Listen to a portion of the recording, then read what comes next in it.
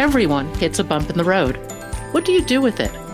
Be inspired as we explore the ways people experience, navigate, and manage the ups and downs and twists and turns in this road trip called life.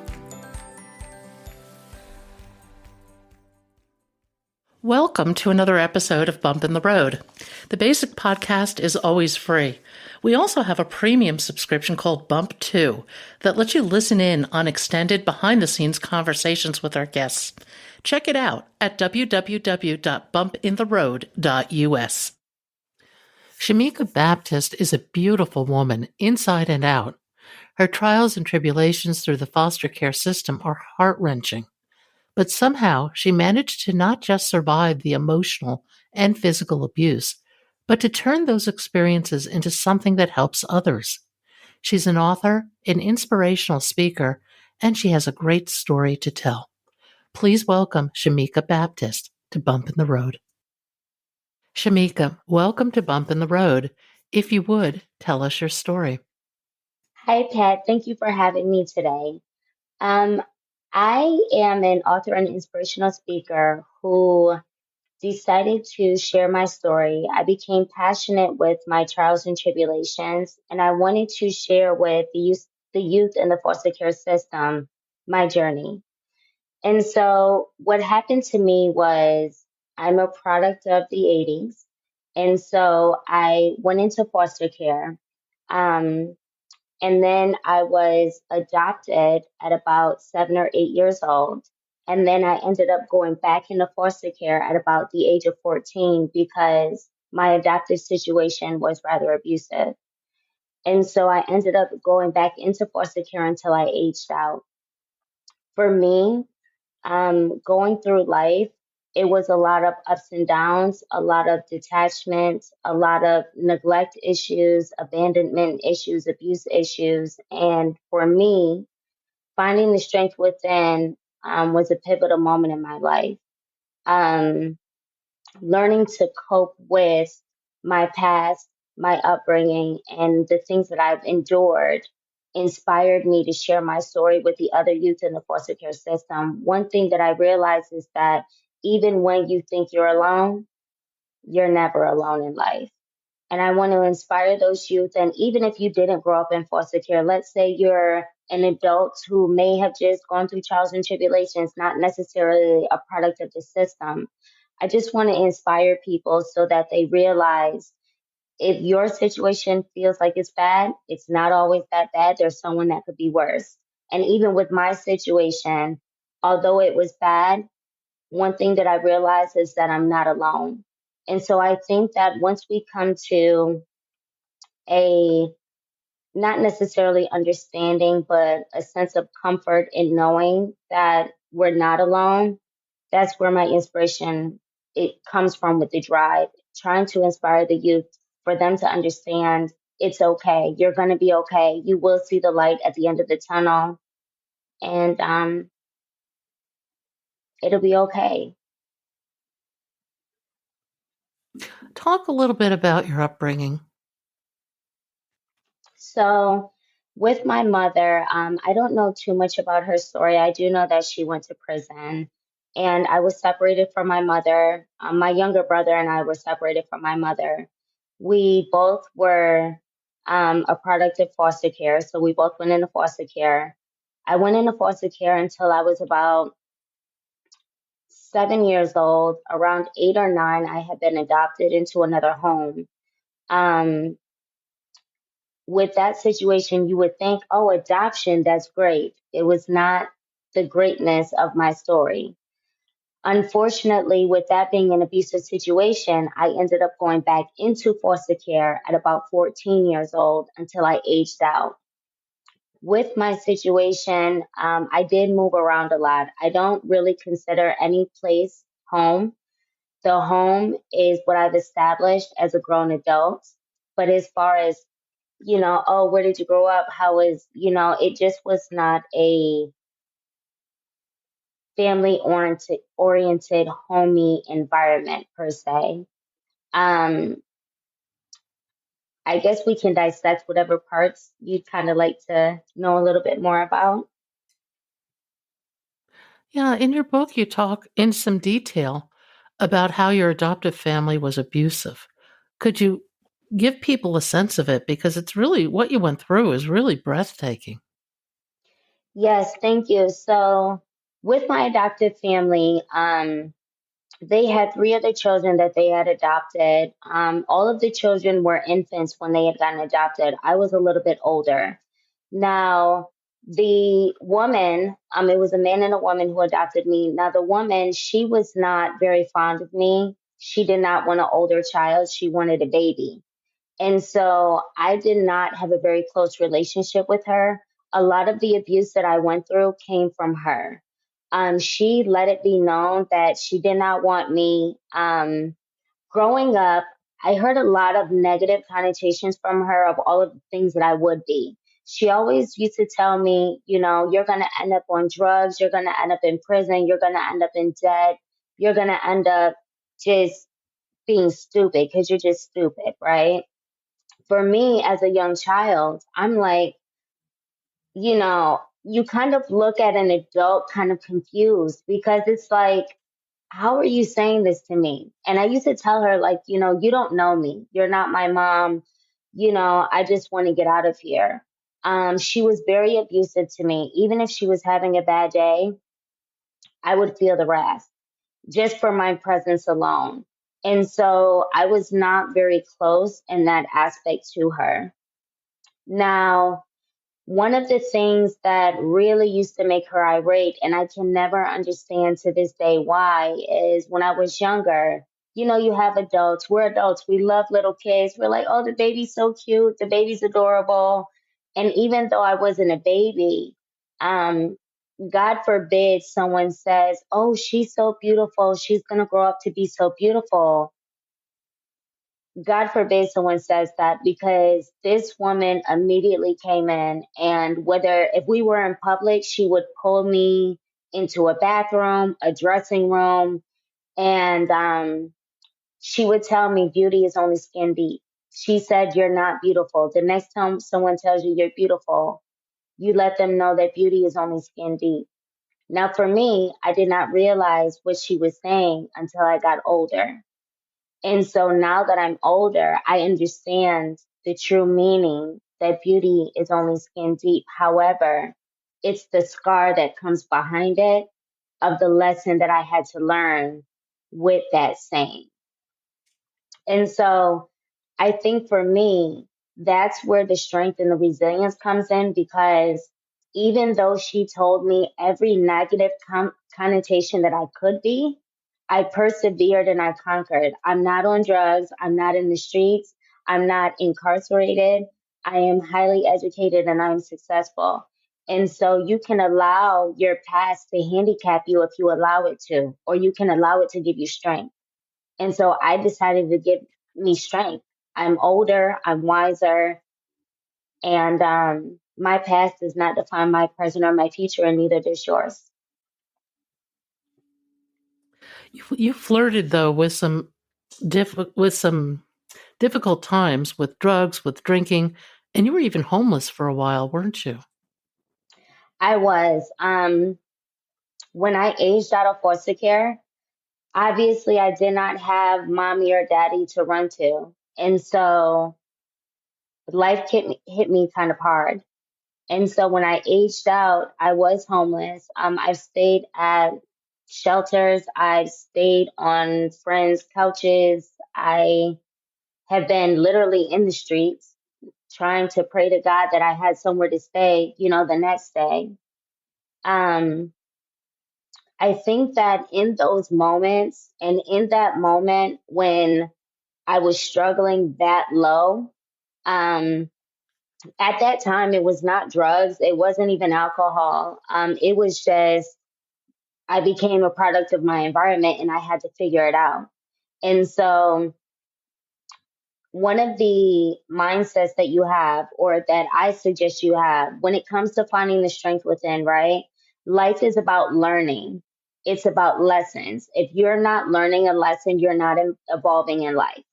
And so sometimes, in order to evolve and to elevate to our next level of magnificence, is to go through those trials and tribulations. You have to go through the hard times to get to the glory. And so for me, even though I was homeless and I was hungry and I was lost. I figured it out because I wanted to figure it out. And that's where the self accountability comes in. That's the number one tip to finding the strength within. It has nothing to do. A lot of times you hear people say, if you knew better, you do better. But I'm a firm believer that you could come from ignorance and you can come from rock bottom of nothing. But if you want better, you will have better and you will do better. And so that's where the strength within comes from. That's where the resilience comes in. What turned it all around for you? What turned it all around is I made a conscious decision. I knew I needed self discipline. And so I decided to join the United States Army during 9/11 times. And I decided to make that change for myself. I knew that I needed self discipline. I knew that I needed um, I needed stability. I knew that the path that I was going down was not the right path, and I had to make that choice. And so it was either, I understand during a wartime, you're like, well, girl, you chose war over the streets. Yes, I did. I understand it was during a wartime, but I needed self discipline. I needed structure. I needed some type of stability because if I did not get it, I would have completely fell and I wouldn't be here to talk with you today. The military certainly offers all that. How long did you stay in the service? So I was in the service about 3 years. I did deploy to Iraq for almost 15 months, and I'm no longer in the service. However, I'm grateful for the discipline that I received. I'm grateful for the self discipline. I'm grateful for the sense of family and friendships that I made. Um, I think if I would never have made that choice for myself to, strive for better and to become better, I wouldn't be where I am today. And where are you today? Today, I am thriving. I am now a four-time self-published author. I am an inspirational speaker. I am a mother of an amazing son. I am amazing. I'm thriving. So I did not turn out anything like what I was told. And I'm grateful for that. I'm grateful that I was able to understand the lessons that life had to bring me. I'm able to sit here and say, wow, like, look where you came from, girl, and look where you are now. Like, it's okay, you did it. And so for me, I often say your past does not define your present or your future because it doesn't. And I am a walking testimony and proof that it does not. And I understand there's others in the world who are walking testimonies as well. But for me, to sit back and look through the memories of trials and tribulations and to sit back and reflect. I've had such personal growth, such professional growth, but the most important piece of growth that I've had is self-healing. And so when you have that spiritual growth and that self-healing, that's when you found the strength. That's when you can look back on what you've been through and realize you are no longer a victim, you're a valor. And that's the only validation that I think you really need. Um, so that's where I am What do you today. think what goes into self-healing? Because I think it's something that everybody faces. How did you approach it, and what were the key things that really resonated with you as you started to shift your perspective? I think for me, first and foremost, I'm still healing. I know it may not seem like it, but to me, healing is an everyday journey. It is an everyday obstacle. It is an everyday process. I don't really think that a person 100% truly heals. Even though I'm in a very, I'd have to say, I won't say comfortable because you never want to get comfortable, but I think that I'm in a very positive place in realizing the pain and the trauma, analyzing what it is that hurt me, what it is that shifted and molded me into who I am today.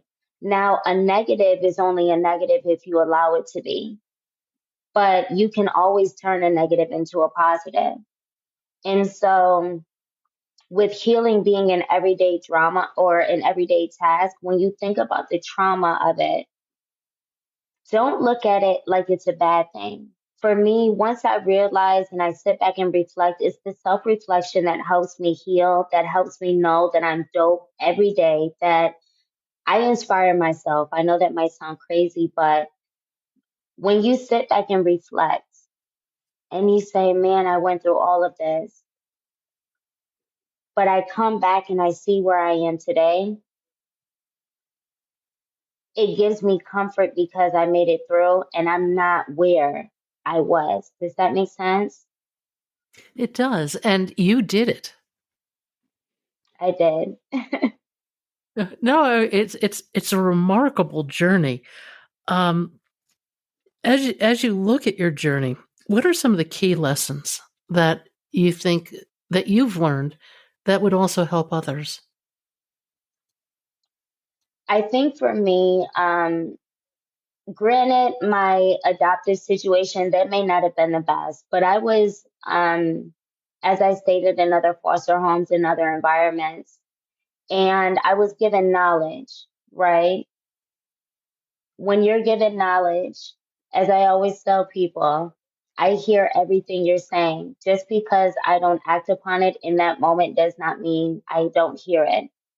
And so for me, being receptive to someone else's opinion on my life, even though it is my life, if people have words of advice or words of wisdom to give to you, you need to take heed.